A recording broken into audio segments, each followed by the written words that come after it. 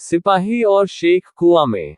Sheikh chilli अपने पैरों को इतने ध्यानमग्न होकर देख रहा था कि वो सीधे एक पेड़ से जाकर टकराया। उफ! वो अपनी दुखती नाक को रगड़ते हुए चिल्लाया। अरे भाई, ये पेड़ भला सड़क के बीच में खड़ा क्या कर रहा है? अम्मी ने उससे दर्जी को दुकान पर जाने को और सड़क के बीचों बीच चलने को कहा था। ध्यान रखना, इधर उधर मत देखना, जैसे कि तुम्हारी आदत है, नहीं तो तुम कभी भी अपने मुकाम तक नहीं पहुंच पाओगे। उन्होंने कड़े शब्दों में कहा था। क्या तुम मेरी बात सुन रहे हो? अपनी नजर सड़क पर रखना। उन्होंने ये तो नहीं कहा था पेड़ से जा टकराना। फिर वो क्यों टकराया? क्योंकि वो उस समय एक खेत के बीचों बीच था। जहां तक सड़क की बात थी, वो दूर दूर तक नदारद थी। उसके पैर एक दिशा में गए होंगे और सड़क कहीं दूसरी ओर होगी। शेख ने अपने पैरों को गुस्से से देखा, परंतु उससे कुछ फायदा नहीं हुआ। अच्छा, चलो, जब पेड़ उसके सामने है तो जनाब पेड़ पर चढ़कर देख ही लेते हैं कि कहीं वो नदारद सड़क, जिस पर उसे होना चाहिए था, दिख जाए। सड़क काफी दूर दाएं को थी। शेख पेड़ की एक निचली टहनी पकड़कर बस कूदने हो बाला था जब उसे अपने ठीक नीचे एक कुआं दिखाई दिया। कुएं की गहराई में झिलमिलाता हुआ पानी बड़ा सुंदर दिखाई पड़ रहा था। शेख टहनी से एक सूखी इमली की तरह लटका और झूलता रहा। उसने अपनी आंखें बंद कर ली और कल्पना करने लगा कि वो हवा में अपनी प्रिय पतंग पर बैठकर उड़े जा रहा हो। धुक धड़ाक, धुक धड़ाक। उसका पालतू हाथी नीचे पगडंडों पर दौड़ा जा रहा था और अम्मी उसको पीठ पर बैठी थो। वो लाल साटिन के कपड़े पहने थी, बिल्कुल वैसे ही जैसे सुल्तान शेख चिल्लो की मां को पहनने चाहिए थे। धुक धड़ाक, धुक धड़ाक। शेख ने अपनों आंखें खोली। उसे दूर दूर तक कोई हाथी का नामो निशान नहीं मिला।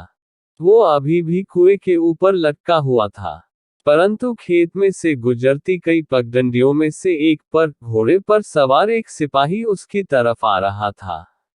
घबराओ मत, सिपाही चिल्लाया। मैं तुम्हें बचा लूंगा। घबराओ मत। घोड़े से उतरते सिपाही को शेख ने काफी रुचि से देखा। सिपाही को बहुत सुंदर मूंछें थी। मूंछें सिरों पर मुड़ी हुई थी।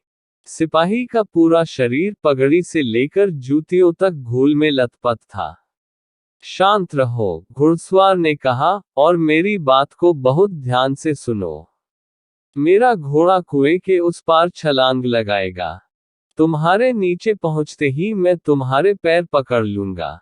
उसी क्षण तुम पेड़ की टहनी को छोड़ देना, इस तरह तुम मेरे साथ घोड़े पर सुरक्षित रहोगे। समझे मेरी बात? शेख ने जोर से अपना सिर हिलाया। सिपाही अपने घोड़े पर चढ़ा। घोड़ा कुछ कदम पीछे गया और फिर कुएं की ओर तेजी से दौड़ा और फिर कुएं के खप्पर से कदा। शेख के नीचे आते ही सिपाही ने उसके पैरों को पकड़ लिया, परंतु शेख जिस टहनी से लटका था उससे लटका ही रहा।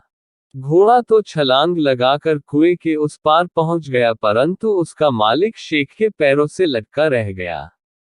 तुमने टहनी क्यों न हो छोड़ी?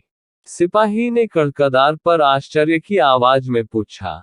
फिर उसने अपनी गर्दन उठाकर शेख को समझने की कोशिश की। शेख को भी काफी अचरज हुआ। मैं माफी चाहता हूं, उसने कहा, ऐसा मैंने क्यों किया यह मुझे भी नहीं पता। उसने अपना आश्चर्य जताने के लिए अपने दोनों हाथ पसारे। उसका नतीजा ये हुआ कि वो और सिपाही दोनों सीधे कुएं में जाकर गिरे। धड़ाम। घोड़े को आवाज से कुछ खतरा महसूस हुआ और वो वहां से भाग लिया। पास के खेत पर काम करते किसान घोड़े को वापस लाए और उन्होंने शेख और गुस्से में आए सिपाही को कुएं से बाहर निकाला। शेख खुशनसीब निकला, क्योंकि जब वो मिट्टी से सना और गीला दर्जी को बिना संदेश पहुंचाए वापस घर पहुंचा तो उसको अम्मो बिल्कुल भी नाराज नहीं हुई। अच्छा ही हुआ कि तुम दर्जी के घर नहीं गए, अम्मी ने कहा, क्योंकि वो तो मुझे यहीं पर मिल गया। पर उसके घर के पास तो कोई कुआं है नहीं, फिर तुम कैसे? कुआं न जाने कहां से आ गया था, शेख को याद आया। और साथ में वो पेड़ और घोड़े पर सवार सिपाहों भी। कितना रोमांचक अनुभव था। शेख उसे याद करते हुए मुस्कुराया और फिर उसने अपनी पतंग उठाई। अम्मी जान, छत की ओर दोते हुए उसने कहा, जब मैं बड़ा होऊंगा वो मैं अपनी मूंछों को इतना बढ़ाऊंगा कि आप उन्हें दंख कर दंगे रह जाएंगी।